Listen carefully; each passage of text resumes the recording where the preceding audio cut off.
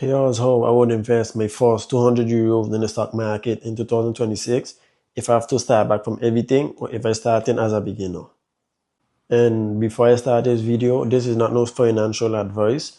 This is simply what I would do if I had to start back from the beginning in 2026. So with my first 80 euros out of my 200 euros, I would invest it in a global ETF. So an ETF that tracks a lot of companies across the world. And for me, the ETF that I like the most for this job is MSCI World. So that's an ETF that tracks more than 1,500 companies across 23 different countries across the world. And this ETF known for having an annual return of between 8 and 15% yearly. And in my portfolio right now, I have the most capital in that ETF, and that ETF is pushing my portfolio. It pushed my portfolio more than 10% right now. So I would advise you to invest your most capital in this ETF. Now I would invest 50 euro out of the 120 that left back into an emerging markets ETF. So emerging markets is countries like Brazil, China, India, Indonesia. Not big countries, but countries that produce a lot. And the ETF that I would choose for that is MSCI Emerging Markets. So this ETF tracks over 2,600 companies from across 20 different countries across the world, emerging countries like Brazil, China, India, places like those.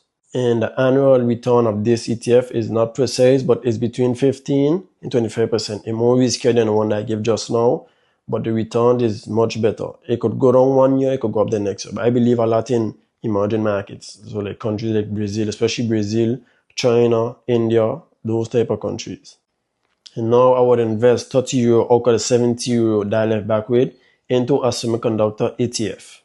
And semiconductor is technology equipment. So like smartphone, cars, computers. Sometimes you can find it in medical equipment, you can find it in solar panel. That's things that we're using a lot these days. So I believe a lot in that. And the ETF what I choose for that is MSCI Semiconductor. This ETF tracks 40 largest companies across 10 different countries across the world. And with the 40 euro that I left back with, I would invest it in two stocks that I believe would be here in the next 20 years. So I would invest 20 euro out of the 40 into Netflix. Because everybody these days watching Netflix. Even me, I don't watch Netflix almost every day.